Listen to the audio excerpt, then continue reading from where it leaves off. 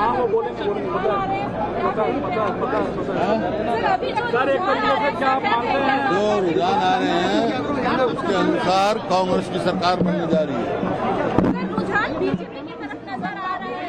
नहीं वो तो अभी 2 राउंड 3 राउंड हुए हैं, वो जितने रिपोर्ट जाती है उतने सारा जो खबर आई है कांग्रेस की बहुमत आ रही सर है। 10 साल के बाद क्या कांग्रेस पार्टी उत्तर भारत में वापसी कर रही है 10 साल के बाद? हाँ 10 साल के बाद क्या कांग्रेस की सरकार बनने जा रही है। जो ट्रेंड सर चल रहे हैं उसमें बीजेपी खेमे से कहा जा रहा है कि बढ़त बनाएंगे। कहीं नहीं बढ़त बनेगी, आप देखना नतीजा है कांग्रेस का जो ट्रेंड आ रहा है वहाँ कांग्रेस का ज्यादा बहुमत आ रहा है। हजारों लोग नारा लगा रहे हैं भूपेंद्र सिंह हुड्डा जिंदाबाद मुख्यमंत्री के तौर पर आपको देखना चाहते हैं। ये पार्टी फैसला करती है।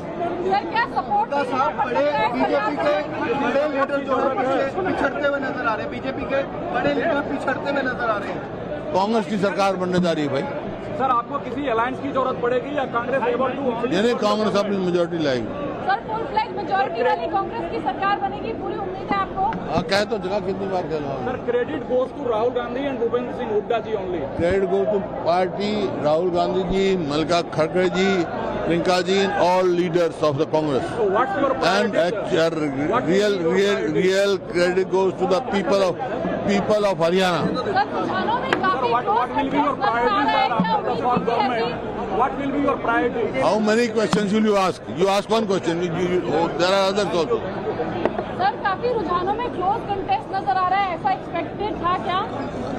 नहीं था, जहाँ कहीं क्लोज है कहीं है, लेकिन कांग्रेस इज गेटिंग मेजोरिटी।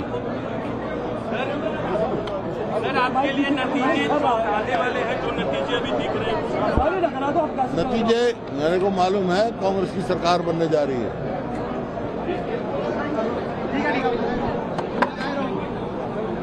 अरे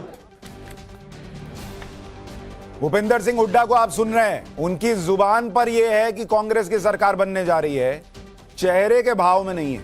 और पॉलिटिक्स में चेहरे के भाव बहुत कुछ कहते हैं। उनका चेहरा उतरा हुआ दिख रहा है, चेहरा तनावपूर्ण दिख रहा है, पत्रकारों पर खींच जा रहे हैं। ये देखिए आप, उनका चेहरा जो है ना वो बिल्कुल उतरा हुआ दिख रहा है। और शायद भूपेंद्र सिंह हुड्डा को ये पता था कि ये उनके लिए बड़ा स्पेशल मोमेंट है कि भाई यहां पर वो फिर से मुख्यमंत्री बन सकते हैं। क्या अवधेश जी आपको लगता है ये आखिरी एक तरीके से पारी थी हुड्डा साहब की, जो अब इस बार नहीं बने कैप्टन तो गया काम?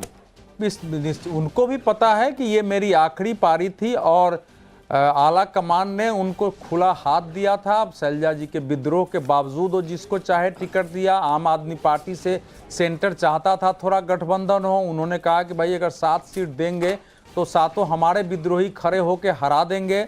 उन्होंने अपने तरीके से करीब 35-40 नेताओं को पार्टी में शामिल किया था। इतना खुला हस्त तो मुझे नहीं लगता है कांग्रेस में किसी नेता को मिलता है।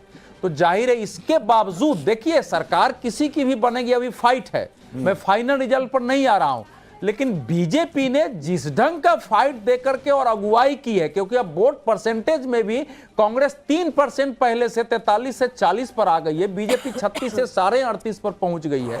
अगर इलेक्शन कमीशन का वेबसाइट भी बीजेपी को अब बहुमत में दिखा रहा है, तो वो तो फिर मतलब अब परिणाम जो है कांग्रेस के लिए धक्के वाला है। इससे बुरी स्थिति कांग्रेस की क्या होगी कि one sided election Jagdish ji नहीं, इसका देखिए 2 बड़े अर्थ हैं।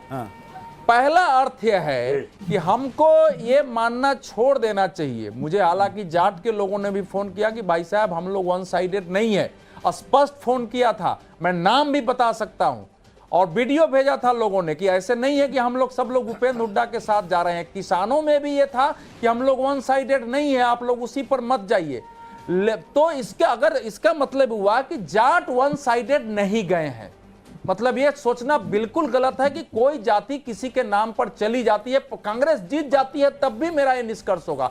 और किसानों की जो बात है, किसानों का भी उस प्रकार से जो हवा बनाया जा रहा था उस प्रकार से नहीं, वो तो हम लोग देख रहे थे। लेकिन अवधेश जी सुबह आप बीजेपी को रगड़ दिए थे, किसको? आप रगड़ दिए थे बैलेट पेपर वाला देख के कि बीजेपी ने कुछ नहीं किया, खट्टर साहब को लेकर बहुत नाराजगी थी, अनिल विज को प्रोजेक्ट करते तो ये होता वो होता। अब आप पलट गए हैं। नहीं ठीक है, आप भी रिजल्ट की तरह पलट गए हैं। नहीं मेरे को भी घेर सकते हैं। नहीं उसमें कहीं दो मत नहीं है। मैं जो कहा था ना उस पर तो मेरा मत अभी भी है, वो उस पर ये नहीं है कि मैं बिल्कुल बदल नहीं, गया नहीं, हूं। आप भी- लेकिन इस समय का विश्लेषण ये है नहीं, अब क्या हुआ है, सुबह में आप जो है आपका भी अंदर वाला बैलेट पेपर चल रहा था, नहीं, अब नहीं, आपके देखिए। मन का ईवीएम खुला, अब आपको जाट ने फोन किया, किसान ने फोन किया, अब आप बता रहे हैं, पहले आपको नहीं बता रहे थे। कल परसों जो लोग टीवी देख रहे अब थे आपका मेरे को, मामला पलटा ये है। सब विषय मेरा नहीं, मेरा ठीक है, टीवी देखिए पर- अब आकलन आदमी जैसे आंकड़े आएंगे उसी के हिसाब से करेगा, उसमें उस कोई समय बड़ी बात करते हैं। हाँ। बीजेपी के बारे में अभी भी यही धारणा है हाँ। मेरी। अच्छा। वो ठीक बदली है, नहीं है, ठीक है, लेकिन जो एक चुनाव मिनट परिणाम है जगदीश जी, क्या अब एक मिनट, हाँ चारू जी एक मिनट आ रहा हूं, एक मिनट, अच्छा ठीक है, बोलिए बोलिए चारू जी बोलिए। जी जी, तो मैं पहले तो एक बात और बोलना चाहती हूँ। देखिए, भारतीय जनता पार्टी जहाँ पर भी सरकार में होती है वहाँ पर एंटी इनकम्बेंसी नहीं आती, प्रो इनकम्बेंसी आती है। मध्य प्रदेश का भी आप उदाहरण लेके देख सकते हैं और अब हरियाणा का भी उदाहरण लेके देख सकते हैं। दूसरी बात, जो कांग्रेस की जातीय राजनीति के लिए एक बहुत ही मैसिव पुश चल रहा है ना आजकल नेशनली, ये जनता का उसको जवाब है। आप हमेशा समाज को ऐसे विभाजन करके, ऐसे सेक्शंस में करके जो आप देखते हैं ना, जाट आपसे नाराज हैं, दलित आपसे नाराज हैं, ये सारी बातें आप करना छोड़ दीजिए, क्योंकि अब भारत को इसकी जरूरत नहीं है।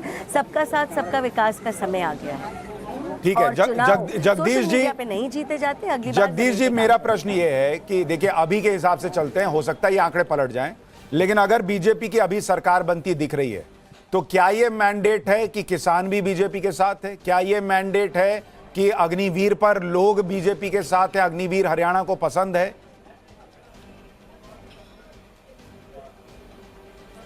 देखिए, सच बात तो यह कि पूरा हरियाणा नहीं, पूरा देश मोदी जी के खिलाफ है। पहले मोदी जी के नाम से जीते थे। मोदी जी आपने खुद देखा चुनाव में कम गए हैं, झारखंड गए, गुजरात गए, अमेरिका गए, नहीं तो गली गली हनुमान का गदा लेके कौंसल के चुनाव में भी घूमते थे। पता इनको भी था क्या हम हार रहे हैं, पर ये क्या खेल हो रहा है समझ से बाहर है। क्योंकि बैलेट पेपर में बड़े 70 तक 72 तक हम पहुंच गए थे, ईवीएम खुलती फिर हम गिरते चले गए।